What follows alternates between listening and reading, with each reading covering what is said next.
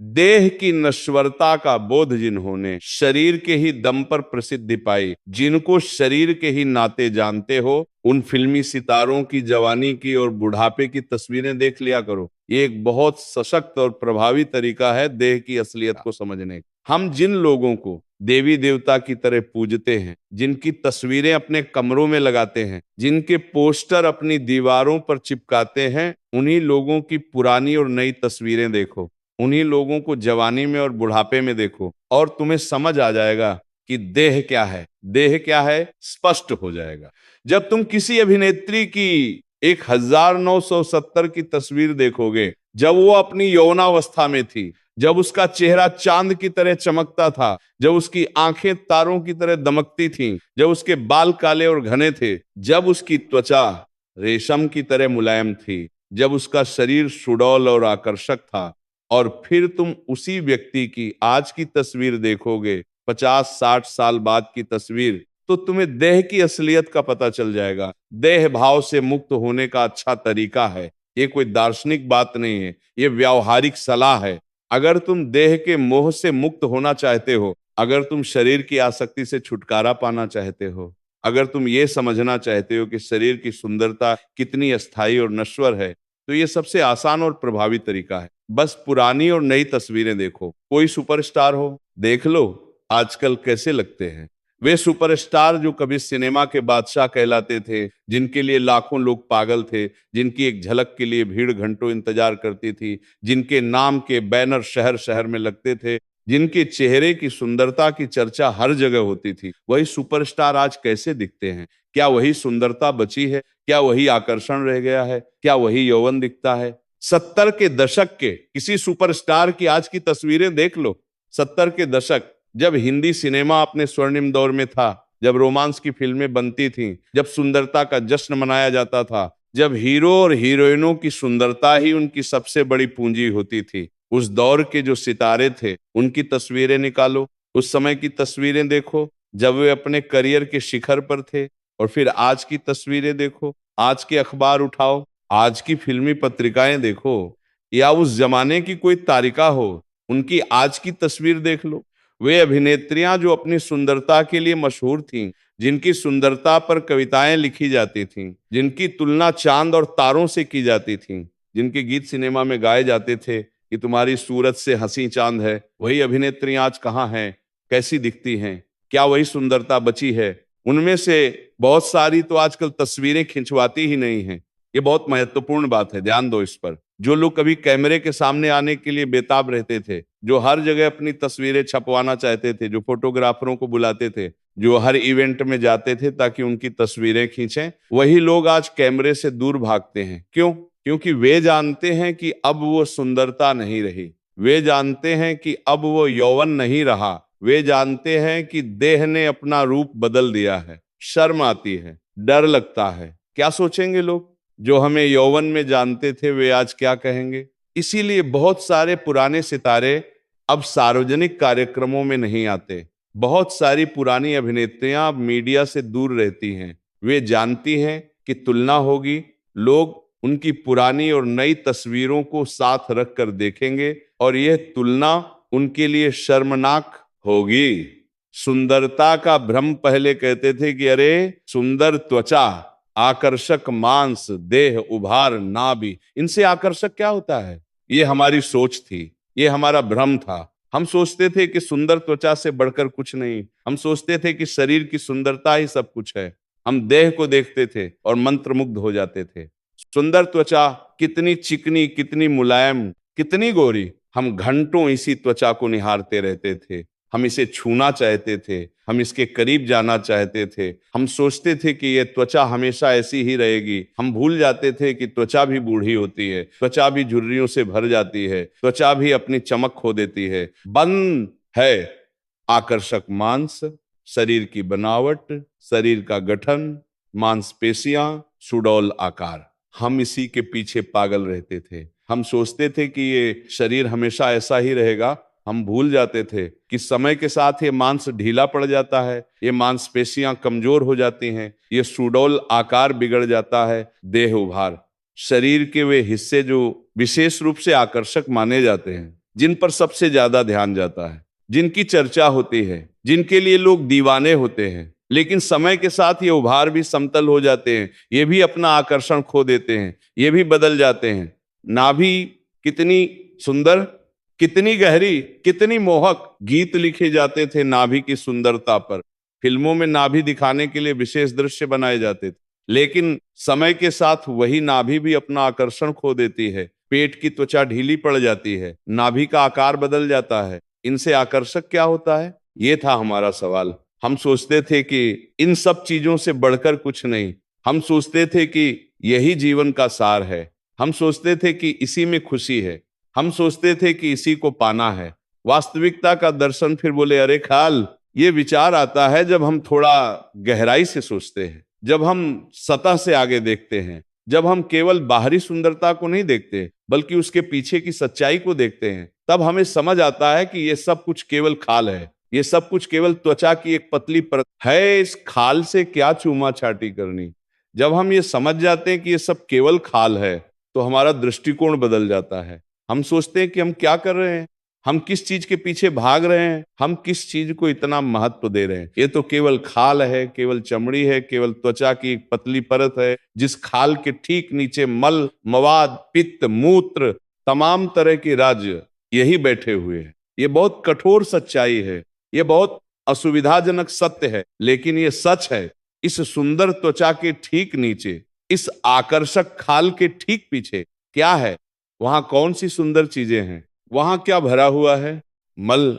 वह जिसे हम सबसे गंदा मानते हैं, वह जिसे हम छूना भी नहीं चाहते, वह जिसकी गंध से हम दूर भागते हैं, वह जिसे हम जल्दी से जल्दी शरीर से बाहर निकाल देना चाहते हैं, वही मल हमारे शरीर के अंदर है। इसी सुंदर शरीर के अंदर मवाद, घाव से निकलने वाला वह द्रव जिसे देखकर हमें घृणा होती है, जिसकी गंध असहनीय होती है, जो रोग का प्रतीक है, वह भी हमारे शरीर में है। जब शरीर में कोई संक्रमण होता है, कोई घाव होता है, तो मवाद बनता है। पित्त, वह कड़वा द्रव जो हमारे पाचन तंत्र में है, जिसका स्वाद इतना कड़वा होता है कि जब कभी उल्टी में निकलता है तो हम तड़प उठते हैं, जिसे हम कभी अपने मुंह में नहीं रखना चाहेंगे, वह भी हमारे शरीर का हिस्सा है। मूत्र, वो जिसे हम हर दिन बाहर निकालते हैं, जिसकी गंध तीखी होती है, जिसे हम गंदा मानते हैं, जिसे निकालने के बाद हम अपने हाथ धोते हैं, वो भी हमारे शरीर में है। इसी सुंदर शरीर में जमा रहता है तमाम तरह की रज, कफ,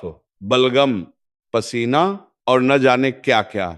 शरीर से निकलने वाली तमाम चीजें जो गंदी और अप्रिय हैं, ये सब हमारे शरीर में है। ये सब इसी देह में भरे हुए हैं, बस वो दिख नहीं रहे हैं। ये महत्वपूर्ण बात है। ये सब चीजें मौजूद हैं लेकिन दिख नहीं रही। क्यों? क्योंकि इनके ऊपर त्वचा की एक पतली परत है, इनके ऊपर खाल की एक चादर है, और ये चादर इतनी सुंदर है, इतनी आकर्षक है कि हम भूल जाते हैं कि इसके नीचे क्या है। इतनी पतली सी चमड़ी की चादर है। कितनी पतली है ये त्वचा? बहुत पतली, कुछ मिलीमीटर, बस इतनी सी मोटाई, इतनी पतली परत जो बाहर की दुनिया को अंदर की गंदगी से अलग करती है। इतनी पतली चादर जो सुंदरता को कुरूपता से छुपाती है। इतनी नाजुक आवरण जो आकर्षण को विकर्षण से ढकती है, उस चादर के पीछे छुपा हुआ है मलमूत्र। ये कड़वी सच्चाई है। उस सुंदर चेहरे के पीछे, उस आकर्षक शरीर के अंदर, उस मोहक त्वचा के नीचे वहां क्या है? वहां सुंदरता नहीं है, वहां पवित्रता नहीं है, वहां आकर्षण नहीं है। वहां मल है, मूत्र है, मवाद है, पित्त है। इसलिए दिख नहीं रहा है। प्रकृति ने एक बहुत चालाक इंतजाम किया है। अगर ये सब दिख जाता, अगर त्वचा पारदर्शी होती, अगर हम शरीर के अंदर देख सकते, तो क्या हम किसी को सुंदर कहते? क्या हम किसी के शरीर के प्रति आकर्षित होते? बिल्कुल नहीं। हम भाग जाते, हमें घृणा होती, हमें उल्टी आती। लेकिन प्रकृति ने ये सब एक सुंदर आवरण में छुपा दिया है, ताकि जीवन चलता रहे, ताकि प्रजनन होता रहे, ताकि मानव जाति का अस्तित्व बना रहे। ये प्रकृति की योजना है। भ्रम का टूटना क्या चाटे जाए। अब जब ये सच्चाई सामने आ गई है, तो सवाल उठता है, जब हम जानते हैं कि इस त्वचा के नीचे क्या है, तो हम इसे क्यों चाटें? हम इसे क्यों चूमें? हम इसके प्रति क्यों आकर्षित हों? ये तार्किक सवाल है। उस चमड़ी को चाटते वक्त ख्याल नहीं आएगा कि चमड़ी के ठीक पीछे क्या है। जब कोई प्रेमी अपनी प्रेमिका की त्वचा को चूमता है, जब कोई पति अपनी पत्नी के शरीर को स्पर्श करता है, जब कोई व्यक्ति किसी के शरीर के प्रति आकर्षित होता है, उस समय क्या उसे ये ख्याल नहीं आता कि ये सब क्या है? नहीं आता, क्योंकि वो भ्रम में है, वो माया में है, वो मोह में है। वो केवल बाहरी सुंदरता देख रहा है, वो केवल सतह को देख रहा है, वो गहराई में नहीं जा रहा है, वो वास्तविकता से मुंह मोड़े हुए है। जिसको ये विचार आने लग गया, वो कैसे अब देह भाव में जी लेगा? बताओ। ये बहुत महत्वपूर्ण प्रश्न है। जब किसी को ये विचार आने लगता है, जब किसी को ये समझ आने लगती है, जब किसी को ये बोध होने लगता है कि देह की असलियत क्या है, तो फिर वो कैसे देह के मुंह में रह सकता है? वो नहीं रह सकता। उसके लिए असंभव हो जाता है, क्योंकि अब उसकी आंखें खुल गई, अब वो भ्रम से बाहर आ गया है, अब वो सच्चाई देख रहा है। और जब कोई सच्चाई देख लेता है तो वो झूठ में वापस नहीं जा सकता। अपनी देह की जानकारी, और किसी को तुम्हारी देह का पता हो ना हो, तुम्हें तो पता ही है। ये सबसे महत्वपूर्ण बात है। दूसरे लोग तो तुम्हारी देह को बाहर से देखते हैं, वे तो केवल तुम्हारी त्वचा देखते हैं, वे तो केवल तुम्हारा बाहरी रूप देखते हैं। उन्हें तो तुम्हारे शरीर की आंतरिक गंदगी का पता नहीं है। लेकिन तुम्हें तो पता है। तुम अपने शरीर के साथ 24 घंटे रहते हो। तुम जानते हो कि तुम्हारे शरीर से क्या क्या निकलता है। तुम जानते हो कि तुम्हारे शरीर में क्या क्या भरा हुआ है। तुम जानते हो कि तुम्हारे शरीर से कैसी कैसी गंध आती है। तुम जानते हो कि तुम्हारा शरीर कितनी गंदी चीजें पैदा करता है। और उससे तो हम बहुत सारी चीजें छुपा जाते हैं। हम बहुत सावधान रहते हैं। हम नहीं चाहते कि दूसरे लोग हमारे शरीर की असलियत जाने। हम नहीं चाहते कि दूसरे लोग देखें कि हमारा शरीर कैसा है।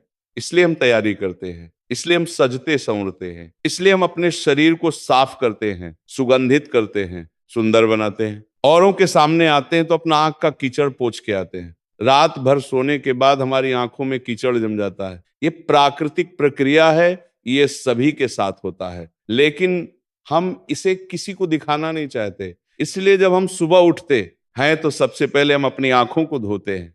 हम उस कीचड़ को साफ कर देते हैं। हम नाखून काट लेंगे, गंदगी साफ कर लेंगे। हमारे नाखून बढ़ते रहते हैं, उनके नीचे गंदगी जमा होती रहती है। लेकिन हम नहीं चाहते कि दूसरे लोग ये देखें, इसलिए हम नियमित रूप से अपने नाखून काटते हैं। हम उनकी सफाई करते हैं। हम चाहते हैं कि हमारे हाथ साफ सुथरे दिखे। भरी सभा में पाद भी मारेंगे तो जरा छुप के मारेंगे कि किसी को पता ना चले।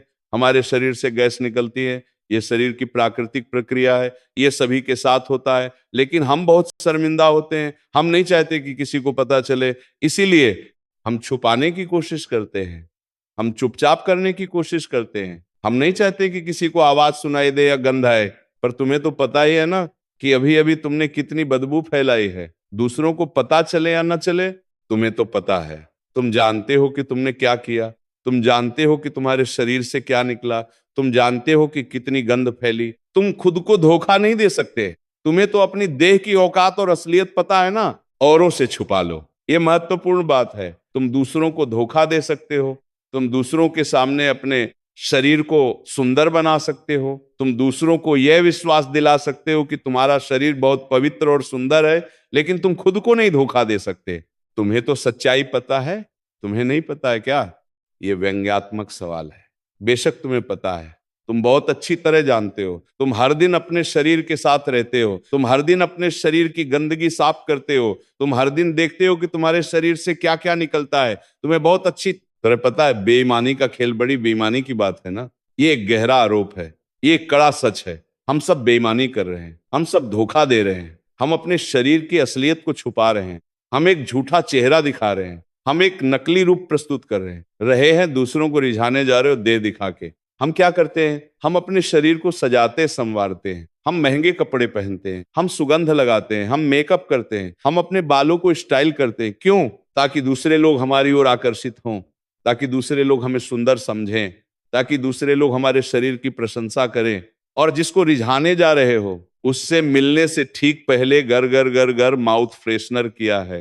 ये बहुत सटीक उदाहरण है। जब हम किसी से मिलने जा रहे होते हैं, खासकर जब हम किसी को प्रभावित करना चाहते हैं, तो हम क्या करते हैं? हम अपने मुंह में माउथ फ्रेशनर डालते हैं, हम माउथ वॉश से कुल्ला करते हैं, हम च्युइंग गम चबाते हैं, हम पुदीने की गोलियां खाते हैं। क्यों? क्योंकि हम जानते हैं कि हमारे मुंह से बदबू आती है, हम जानते हैं कि हमारी सांस में गंध है, हम जानते हैं कि अगर हमने ये नहीं किया तो सामने वाला व्यक्ति हमसे दूर भागेगा। इसलिए हम इस गंध को छुपाते हैं, हम नकली खुशबू से इसे ढकते हैं। तुम जानते हो ना कि तुम्हारे मुंह से कितनी बदबू उठती है? बेशक तुम जानते हो।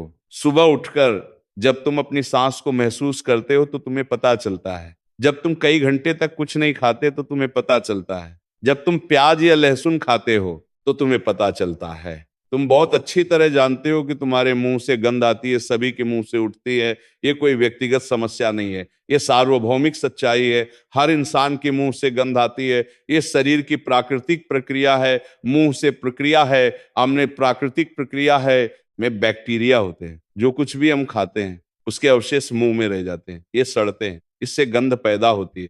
ये सभी के साथ होता है। और फिर भी तुम मुंह में नकली खुशबू बसा रहे हो। तुम असलियत को नहीं बदल रहे, तुम सिर्फ उसे छुपा रहे हो। तुम असली गंध को दूर नहीं कर रहे, तुम सिर्फ उसके ऊपर एक और गंध डाल रहे हो। तुम समस्या का समाधान नहीं कर रहे, तुम सिर्फ उसे ढक रहे हो। कि तुम दूसरे को धोखा दे रहे हो या अपने आप को दे रहे हो, ये गहरा सवाल है। जब तुम ये सब करते हो तो तुम किसे धोखा दे रहे हो? क्या तुम सच में सोचते हो कि दूसरा व्यक्ति नहीं जानता? क्या तुम सच में सोचते हो कि उसे पता नहीं है कि तुमने माउथ फ्रेशनर किया है? वो भी जानता है, क्योंकि वो भी यही करता है। वो भी अपने मुंह में नकली खुशबू बसाकर आता है। वो भी अपने शरीर की गंध को छुपाता है। तो फिर किसे धोखा दे रहे हो तुम? शायद तुम अपने आप को धोखा दे रहे हो। शायद तुम खुद को यह विश्वास दिलाना चाहते हो कि तुम सुंदर हो, पवित्र हो, आकर्षक हो। रिश्तों का यथार्थ, और फिर ऐसे ही रिश्ते टूटते हैं। ये एक महत्वपूर्ण निष्कर्ष है। जब रिश्ते इस झूठ पर आधारित होते हैं, जब रिश्ते इस बेईमानी पर टिके होते हैं, तो वे कैसे टिक सकते हैं?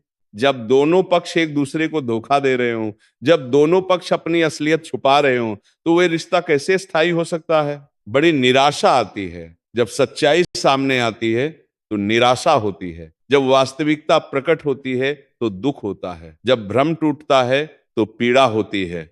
क्योंकि हम कल्पना में जी रहे थे, हम एक सपने में थे, और अचानक हम जाग गए हैं। झटका लग जाता है। ये झटका तब लगता है जब हम पहली बार अपने साथी को उसकी वास्तविकता में देखते हैं, जब हम पहली बार उसे बिना मेकअप के देखते हैं, जब हम पहली बार उसे बिना तैयारी के देखते हैं, जब हम पहली बार उसकी असलियत देखते हैं। शुरू शुरू में तो दांत चमका के और कुल्ला मंजन करके और लिस्ट्रीन डाल के पहुंचते थे। रिश्ते की शुरुआत में हम बहुत सावधान रहते हैं। हम अपनी पूरी तैयारी करके जाते हैं। हम ये सुनिश्चित करते हैं कि हम बिल्कुल परफेक्ट दिखें। हम नहीं चाहते कि सामने वाले को हमारी कोई कमी दिखे। हम अपने दांत अच्छी तरह साफ करते हैं ताकि वे चमकें। हम अपने मुंह को अच्छी तरह धोते हैं। हम माउथ वॉश से कुल्ला करते हैं। हम लिस्ट्रीन या ऐसा ही कोई उत्पाद इस्तेमाल करते हैं। हम चाहते हैं कि हमारी सांस बिल्कुल ताजा हो। हम चाहते हैं कि हमारे मुंह से अच्छी खुशबू आए। फिर जब रिश्ता जम गया तो एक दिन ऐसे ही पहुंच गए, उंडो सा खा के। ये बदलाव तब आता है जब हम आरामदायक हो जाते हैं, जब हम सोचते हैं कि अब रिश्ता पक्का हो गया है, अब कोई खतरा नहीं है, अब हमें इतनी तैयारी करने की जरूरत नहीं, तो हम लापरवाह हो जाते हैं। हम प्याज लहसुन वाला डोसा खाकर पहुंच जाते हैं। हम बिना मुंह धोए पहुंच जाते हैं। हम बिना माउथ फ्रेशनर के पहुंच जाते हैं। हम सोचते हैं कि अब तो हम इतने करीब हैं कि ये सब मायने नहीं रखता। और बोले प्रियतमा, चुंबन, ये व्यंग्यात्मक स्थिति है।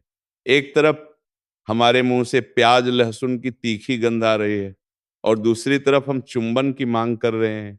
हम अपनी प्रेमिका से कहते हैं कि आओ चुंबन लो, लेकिन हम ये भूल जाते हैं कि हमारे मुंह से कितनी गंध आ रही है।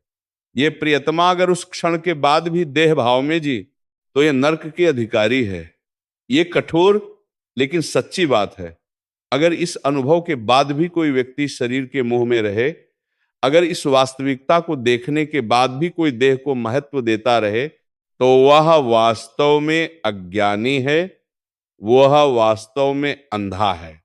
इसका पूरा हक है कि इसको नर्क ही मिले, क्योंकि जिसे सच्चाई दिखाई दी और फिर भी वो झूठ में जिया, उसे क्या मिलना चाहिए? जिसे वास्तविकता का बोध हुआ और फिर भी वो भ्रम में रहा, उसके लिए क्या उचित है? जिसे जागने का मौका मिला और फिर भी वो सोता रहा, उसका क्या भविष्य होना चाहिए? जिसे जगना होगा, जिसे चेतना होगा, वो उस क्षण में जग जाएगी।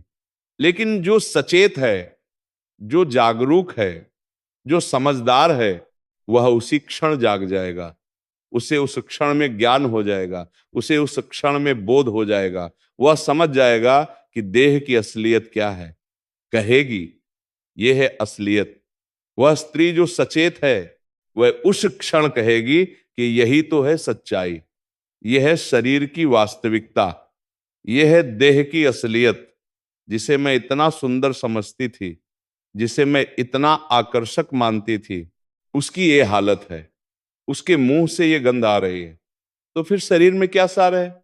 सिद्धार्थ का अनुभव सिद्धार्थ राजकुमार के साथ हुआ था ऐसा। एक प्रसिद्ध कहानी है। ये बुद्ध के जीवन की एक महत्वपूर्ण घटना है। ये वह घटना है जिसने उनके जीवन की दिशा बदल दी। ये वह अनुभव है जिसने उन्हें जगा दिया। उनके पिता को कुछ ऋषियों ने आगाह किया था कि आपका बेटा सन्यासी निकल सकता है। जब सिद्धार्थ का जन्म हुआ तो कुछ ज्ञानी ऋषि आए थे। उन्होंने बच्चे को देखा, उन्होंने उसके लक्षणों को पढ़ा और उन्होंने राजा शुद्धोधन को बताया कि ये बालक या तो एक महान चक्रवर्ती सम्राट बनेगा या एक महान सन्यासी। कुछ देखे होंगे उसके लक्षण। उन ऋषियों ने बच्चे के शरीर पर कुछ विशेष चिन्ह देखे होंगे, उन्होंने उसके चेहरे पर कुछ विशेष भाव देखे होंगे, उन्होंने उसकी आंखों में कुछ विशेष गहराई देखी होगी। जो भी हो, उन्हें लगा कि ये साधारण बच्चा नहीं है। तो पिता ने बड़ा बंदोबस्त किया।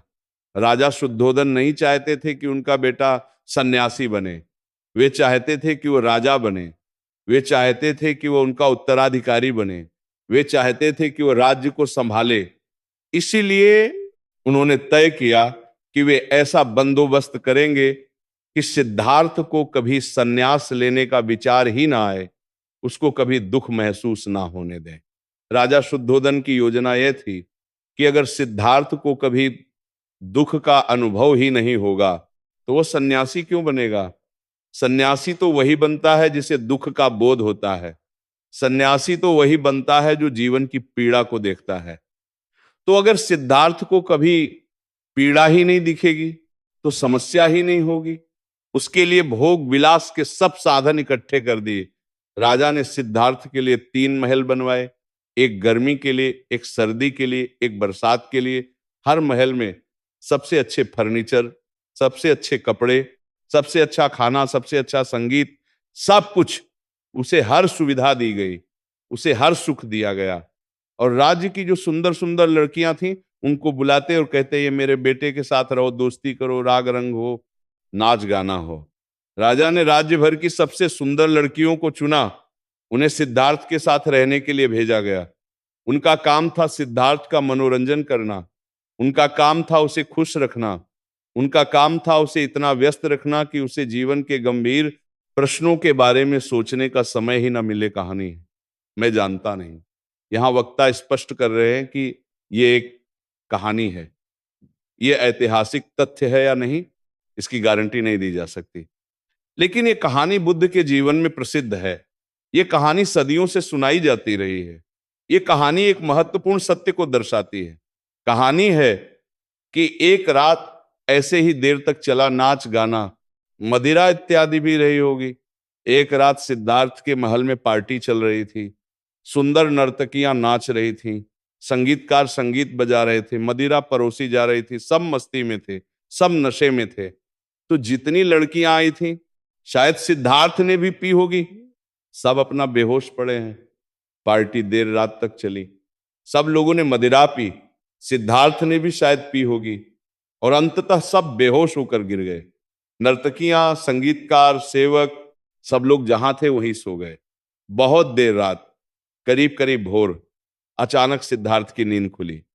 रात के आखिरी पहर में जब सुबह होने वाली थी, सिद्धार्थ की अचानक नींद खुल गई। शायद मदिरा का नशा उतर गया था, शायद उनका शरीर अंदर से उन्हें जगा रहा था। जो भी हो, उनकी नींद खुल गई, होश आया और वो सब रूपसी सुंदरियां अव्वल नंबर की, उनको बुलाया गया था। सिद्धार्थ ने अपने आसपास देखा, वहां वही सुंदर लड़कियां थीं जिन्हें राजा ने बड़ी सावधानी से चुना था। ये राज्य की सबसे सुंदर लड़कियां थीं। ये वही लड़कियां थीं जो रात को इतनी सुंदर और आकर्षक लग रही थीं। अब वह सब बेहोश ढुलकी पड़ी थीं, लेकिन अब वे बेहोश थीं। मदिरा का नशा उन पर हावी था। वे यहां वहां गिरी पड़ी थीं, कोई फर्श पर पड़ी थी, कोई सोफे पर टेढ़ी मेढ़ी लेटी थी, दीवार से टिकी हुई थी।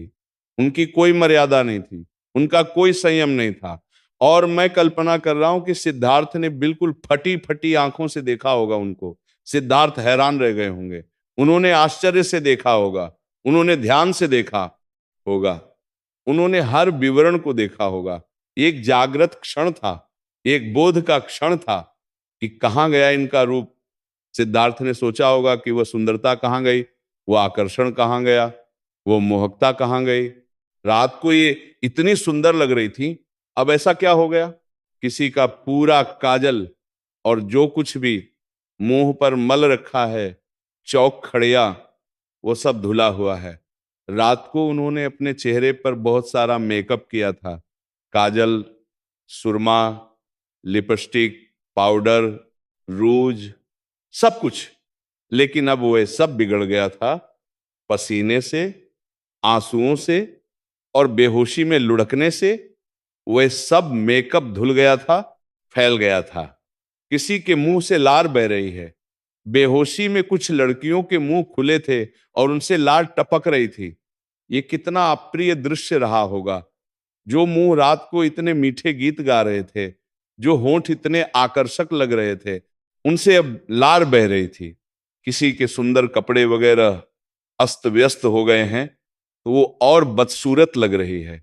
रात को उन्होंने बहुत सुंदर कपड़े पहने थे, महंगे, रंगीन, आकर्षक कपड़े। लेकिन अब वे कपड़े फटे हुए थे, मैले हो गए थे, तिरछे हो गए थे और इस वजह से वे और भी बुरी लग रही थी। उत्तेजक लगने की जगह रात को जो कपड़े उत्तेजक लग रहे थे, वही कपड़े अब विकर्षक लग रहे थे। रात को जो मोहक था, वही अब घृणास्पद था। कोई मुंह फाड़े पड़ी हुई है बेहोशी में, किसी का मुंह पूरा खुला हुआ था। वो इतनी बेहोश थी कि उसे होश ही नहीं था, उसका मुंह खुला था और अंदर सब कुछ दिख रहा था। कोई खर्राटे मार रही है, बेहोशी में कुछ लड़कियां खर्राटे ले रही थी, जोर जोर से खर्राटे। कैसी अप्रिय आवाजें। जो गला रात को इतने मधुर गीत गा रहा था, वही अब खर्राटों की भद्दी आवाज निकाल रहा था। किसी ने इतनी पी ली है कि उसने उल्टी उल्टी कर दी, अपनी ही उल्टी में लथपथ पड़ी है। यह सबसे बुरा दृश्य रहा होगा। किसी ने इतनी ज्यादा मदिरा पी ली थी कि उसे उल्टी हो गई थी और वह अपनी ही उल्टी में पड़ी हुई थी। कितना घृणित दृश्य, कितना विकर्षक, कितना अप्रिय। सिद्धार्थ ने यह सब देखा, उन्होंने बहुत ध्यान से देखा, उन्होंने हर विवरण को नोट किया और इस दृश्य ने उनके जीवन को बदल दिया।